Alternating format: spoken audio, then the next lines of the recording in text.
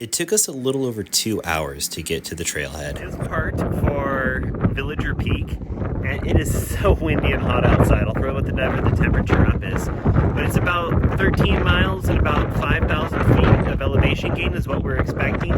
We're gonna go up towards the top. We're gonna cowboy camp the night up there and then head back in the morning. So that's the plan, and we'll see what happens. I'm bringing about how much water am I bringing?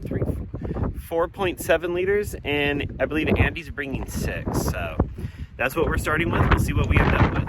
I was getting flashbacks from the PCT, getting dropped off and starting in the middle of nowhere. The coolest plants that we saw when we started out were the California barrel cactus. We saw a few different choyas, including a pencil choya, and tons of acatilla. Even though it was so hot, having a nice wind kept us much cooler than I expected. We trudged across the desert floor. After we came out of the washes, we found a slight use trail and followed that towards the mountains.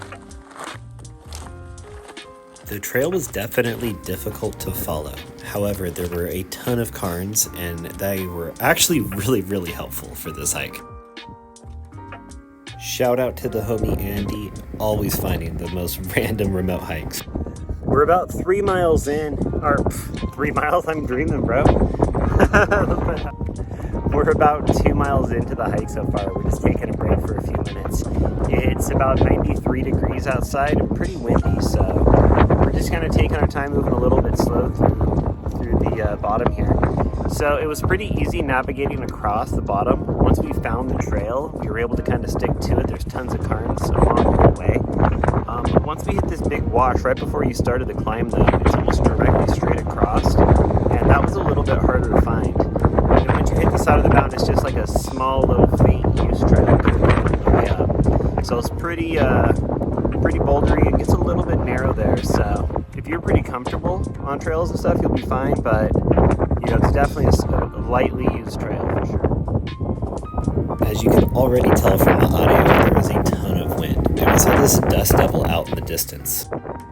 You can see these choyas lose part of those little branches that come off, so they can blow quite far actually from the pits and the wind.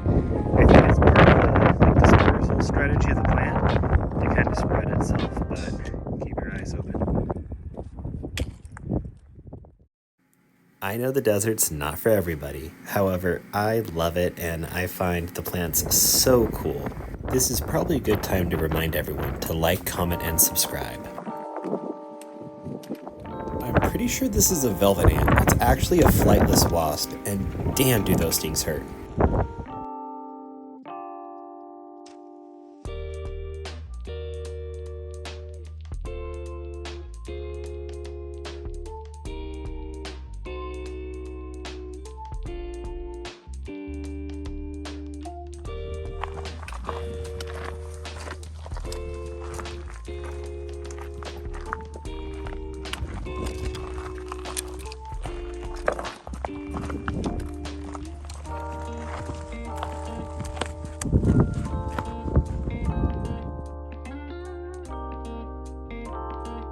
Alright, so the sun's just setting. I think we have about 2 or 3 more miles to go. It's been gorgeous. It's dropped temperature quite a bit as soon as the sun started setting, so it's going to be nice. Probably have to bust out the windbreaker here in a few. So we've had a really good hike so far. Haven't seen any snakes yet, but it was so hot. Figured they're probably coming out after the sun sets. It's only going to get down to the 50s, 60s tonight, so it should be pretty comfortable. In terms of water, we're actually doing really good. I've drank about a liter, I'd say a liter and a half, somewhere around there. I think Andy's drank just a little bit more, so we still have plenty of water for when we get to the top, as well as for the morning way back. Overall, we had a great first day. We saw a bunch of really cool desert plants, didn't see any snakes or spiders or anything too crazy. Just one of the most brutal, hot, butt-kicking hikes I've been on in a very long time. We continued hiking well after sunset. We hiked till about 10, 11 o'clock at night. Just about gave myself a heart attack. Tell me this does not look like a snake. Alright guys, cowboy camping tonight. Should have a pretty sick view. The temperature dropped down to 50 degrees, and we both got a little bit cold. Good morning, everybody. We ended up making it through the night. So I ended up stopping about here.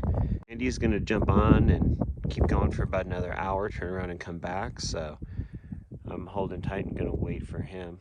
See him cruising right there.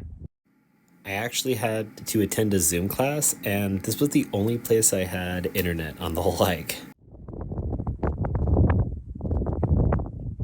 See Andy out there determined.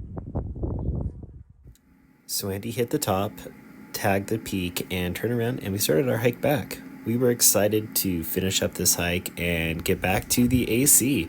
By the time we hit the bottom, it was cooking. We took a few breaks so Andy could juggle his weapons. Always trip out on this guy doing this. It's so cool. The way down was pretty uneventful. No mishaps, no big wildlife, nothing like that. Just exhausted. This hike was so much harder than it looked on paper. So, just a heads up, if you are planning on going, make sure you give yourself plenty of time to enjoy it. I finished the hike with a little over a liter left, Andy about a liter and a half. So, what should our next adventure be?